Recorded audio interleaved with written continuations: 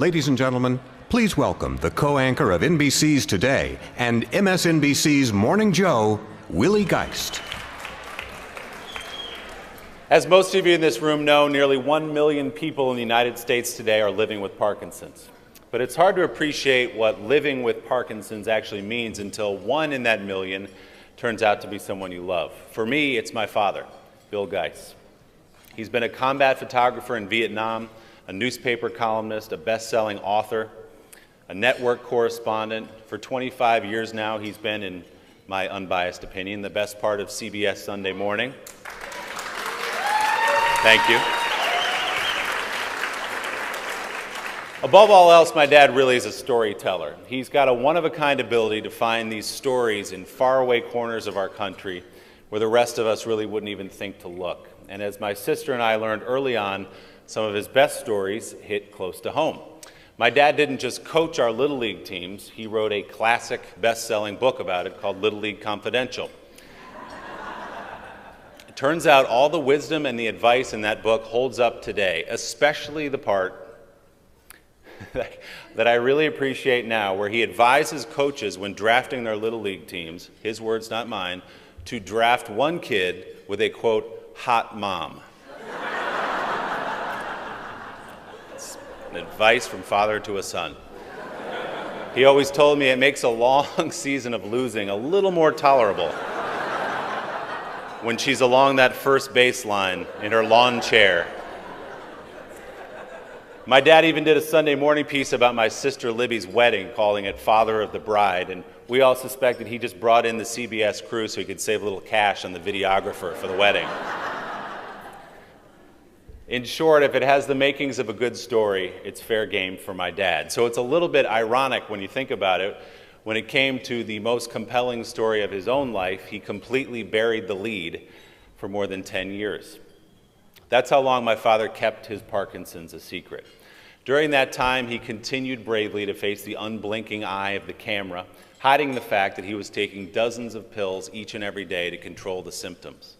At book signings, he would blame his bad handwriting on an old wrist injury. On bad days, he attributed his awkward gait to back problems. Of course, my mother knew. She'd been in the front lines with him from the very beginning. But it took him about 6 years to tell my sister and me. We were naive about Parkinson's. We thought he was just slowing down. He was getting a little bit older. It wasn't just denial, though, for my dad. He's a pretty mellow guy, a Midwesterner, not one to talk much about his feelings. He didn't want to burden other people with his own problems, didn't want to be the sick guy, didn't want people asking him how he was doing. So it was a very proud day when finally, last year, my dad went on television and told the world in his own inimitable style. I was walking my dog in the park one sunny morning a few weeks ago when a passerby smiled and greeted me with, "Morning, how's your day?" An appropriate reply might have been, "Fine, fine, thank you for asking." Or in the case of a hardened New Yorker, "What's it to you?" Instead, I responded, "I'm scheduled for major back surgery tomorrow. I've been diagnosed with Parkinson's disease, and my dog has diarrhea. How's your day going for you?" Viewers of this show don't miss a trick. Some of you had been speculating that I might have Parkinson's. Well, I do. I've had it for years. Told no one, not even my kids. Didn't want them to worry. Didn't want to be seen as the sick guy. Today, I'm telling you.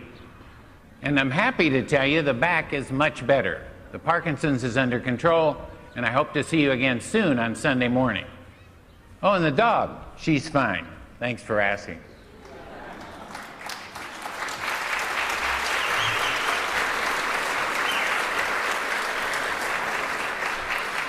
And with that, the monkey was off his back. I think he probably wishes he'd done it years before. The outpouring of support was absolutely overwhelming, not just from his fans, but from people living with Parkinson's who watched that he'd been on TV for 20 years working with his disease. It inspired them. We finally, as a family, started talking openly about the elephant in the room. We could tell our friends and our neighbors who'd been wondering. He still doesn't want to be known as the sick guy. I think he cringes a little when people ask the now much heavier question, "How you doing, Bill?" He wouldn't choose, of course, to be saddled with a disease that takes away your timing, your ability to react on cue, to to be quick on your feet. These are the very things that make him so good at what he does. But that said, he's come to realize that this story is bigger than he is. This year, 50,000 people will learn they have Parkinson's. Somewhere tonight, someone's feeling a little twinge, a first twinge, that something may not be right. Somewhere tomorrow, someone will hear the diagnosis that will change his or her life forever. The journey often begins as a personal struggle, but to continue to fight Parkinson's, sooner or later, it has to become a family affair.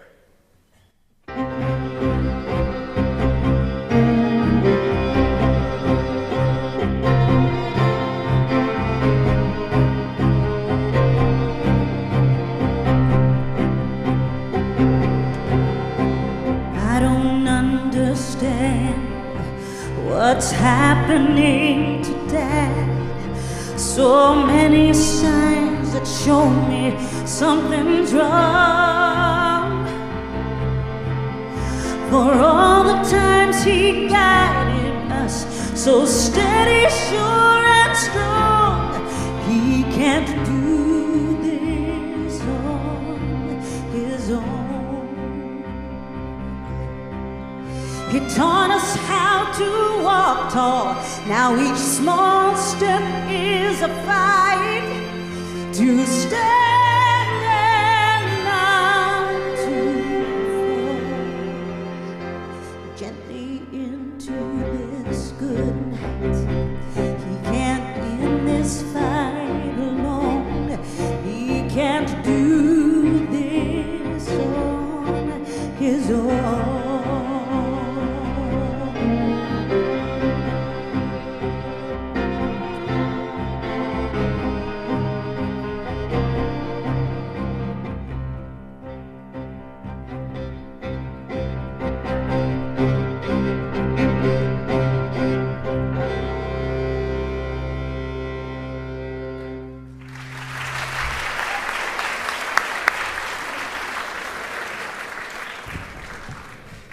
The thing about Parkinson's is it's sneaky. It doesn't just attack a person's body, it tries to undermine the spirit. It sets out to destroy our families. But as many of you here tonight can attest, this disease only makes families stronger. Just ask Ivory Latta. She is a true superstar, a point guard for the Tulsa Shock of the WNBA, a leader on and off the court. Her paternal grandmother suffers from Parkinson's, but for years Ivory was unaware that her own father, Charles, also had been diagnosed with the disease. Her dad didn't want his failing health to overshadow his daughter's brilliant college basketball career. Ivory's parents would drive 2.5 hours to attend home games at the University of North Carolina. Then, without Ivory knowing, they would stop at a Chapel Hill medical facility so Charles could undergo treatments to control those symptoms. When Ivory was drafted into the WNBA, she and her parents were having dinner at a favorite restaurant when she noticed that her dad was shaking a little bit, as if he were cold, she thought. So Ivory asked the manager to turn down the air conditioning, which the manager did, but Charles continued to shake. He could no longer, though, shake off Ivory's concerns. It was time to let her in on the secret. The tremors, the way her father occasionally slurred his speech, his difficulty getting in and out of cars, he had to let her know what was going on. Ivory's father had always been her hero, and she took the news about his Parkinson's pretty hard. But like the champion she is, Ivory snapped into action and became a tireless advocate for this group, PDF. What's up, everybody? We're here at Midtown Bowling in Atlanta, Georgia, March 29th, 7 p.m. to 11 p.m. We're having a PDF Champions Celebrity Bowling event for this very special person in my heart who's battling Parkinson's disease right now. And I would like to introduce my father, Charles Latta. Man, this is my best friend. He means the world to me, so I just wanted to show him my gratification and just have something very special for him. And so I decided to have a big old bowling event. We have a great turnout tonight, and I want to say, fuck, man, whatever you're going through, I'm going through. But my friends and my family and everybody came out here to support you and the PDF Foundation Champions program, and I want to say thanks for everybody out there for coming in. I love you, and thank you, PDF, for giving me the opportunity to raise awareness and also raise money to help get a cure for this disease and help others. So thank you so much, everybody out there. Let's bowl and have fun. I like these hats. You like the hat, man? The head is good.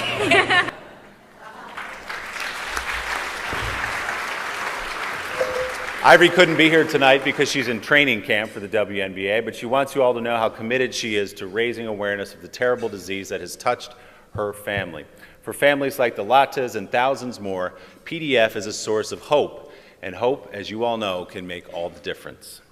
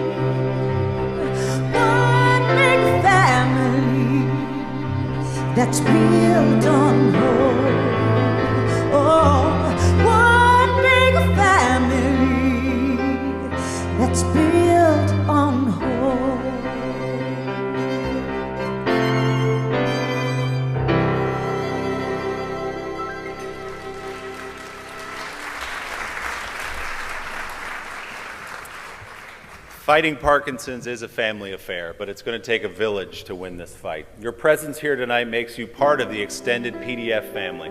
Together we can shine a light on Parkinson's and be a light for families like these. These are the faces of Parkinson's.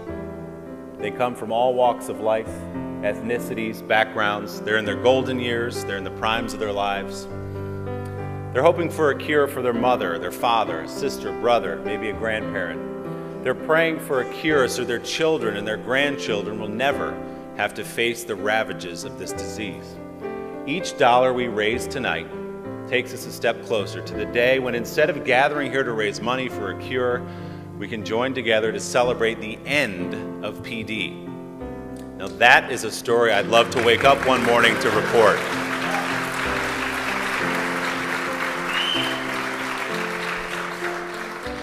I would love to report that story one morning on the Today Show, but better yet, I'd love to see my dad report it.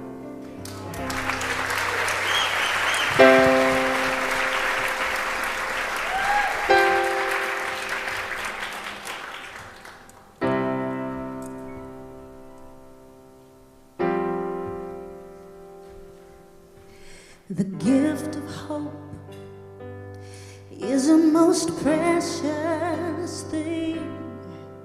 It's a ray of light shining through the darkest cloud. The gift of hope is a second chance for all that's left unsaid, for planning what's ahead, for love to lead us safely through the crowd. In the journey of a lifetime, every moment is a treasure to embrace. The gift of time and hope can't be replaced. In the journey of a lifetime, every moment counts. PDF can give us hope and help us to a brighter day. Let the light come shining in. Let the brand new day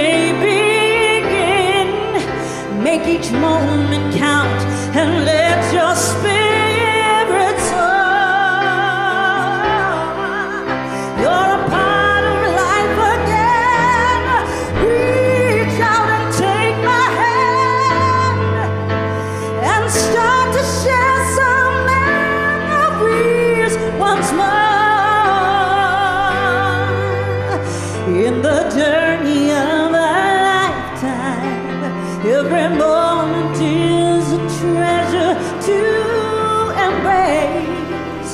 The gift of time and hope can't be replaced. In the journey of a lifetime, every moment counts. PDF can give us hope and help us to a bright